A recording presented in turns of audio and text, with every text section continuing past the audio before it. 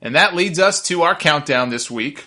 My list of the top 9 best, my favorite WWE interviews and promos of all time. I have been ranking what I feel are the top 9 best. And this week, we are up to number 5 here on the countdown.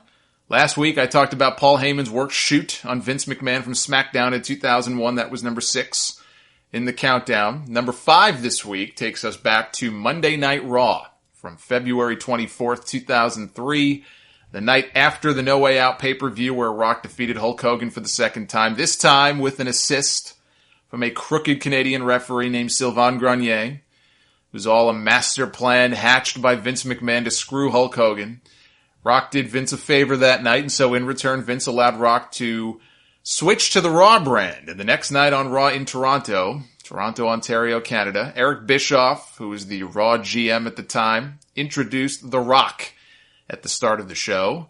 He had been a SmackDown guy, so people were surprised to see him on this show.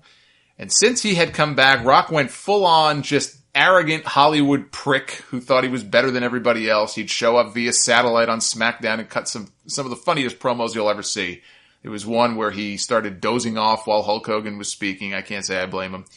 And so now here he was on Raw, but why? Why is he on Raw? Nobody knew why. That guy had that crowd eating out of his hand. Did you hear that crowd after he made that crack about the Maple Leafs? That's my favorite part of the whole thing. Just how incensed they were with him. Now, I cheap heat that part, but that was, to me, my favorite part of the whole thing. It was the Superstar of the Decade award that they had used as an excuse to reignite the feud with him and Austin heading into WrestleMania 19. I was at that Raw show the week after this promo. They came to the Nassau Coliseum when he and Austin had a face-off, and anytime those two were in the same ring together, it was awesome. I like the callback in this promo to WrestleMania the year before in Toronto where he said, that's where it all started, that's where you people turned on me, even though it really kind of wasn't. Technically, it was Houston, WrestleMania 17, where the crowd first turned on him, although I guess they would argue, well, it was just a hometown crowd for Austin, that's the reason why, but still, 2 Manias in a row, the crowd loudly booed The Rock in favor of the other guy. That whole Hollywood Rock run that he had, as short as it was, and it was far too short. We've seen guys like Batista's another one. Batista, when they turned him heel, he finally it clicked. It was early in like 2010. And he had that great run where he'd come out dressed up like a member of the Village People, but he was just fucking great. And it only lasted like 3 months. He won the championship. He held the title for like a month, and then Cena won it from him. But I wish they could have gone further with it. Unfortunately, he decided he had enough and he left the company. But I kind of compare that to the whole Hollywood Rock thing where I feel like there was so much potential that was just squandered because the guys left far too early. But hey, that was their call, I guess. But I look at this run as short as it was.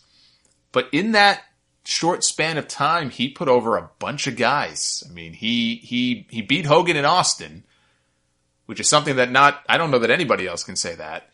But he worked with Hurricane, right? To this day, people still remember that backstage segment with the two of them. And then Hurricane got the fluke pin on Rock, which, yeah, they did that to help build the match with Austin. It was a totally fluky win, but still, he beat The Rock. Technically, he has a win over The Rock. On this show, Rock mentioned a battle royal that he was going to be wrestling in. That battle royal came down to 2 guys, Rock and Booker T. And Booker tossed him out. Booker won himself a championship match with Triple H at WrestleMania. And Rock is just sitting outside on the floor after he got dumped, and he's clapping for Booker. He's applauding Booker T.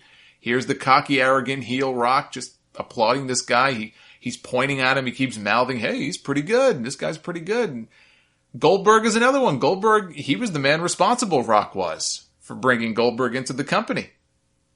And he did so that he can put Goldberg over on his way out because Rock knew he was leaving again to go back to making a movie. So Goldberg came in. His very first match was against The Rock. He beat The Rock. But I look at this run and I'd say that it was short, but it was productive. He got shit done during that run. And as far as promos go, I think it's still one of the best in the history of that company.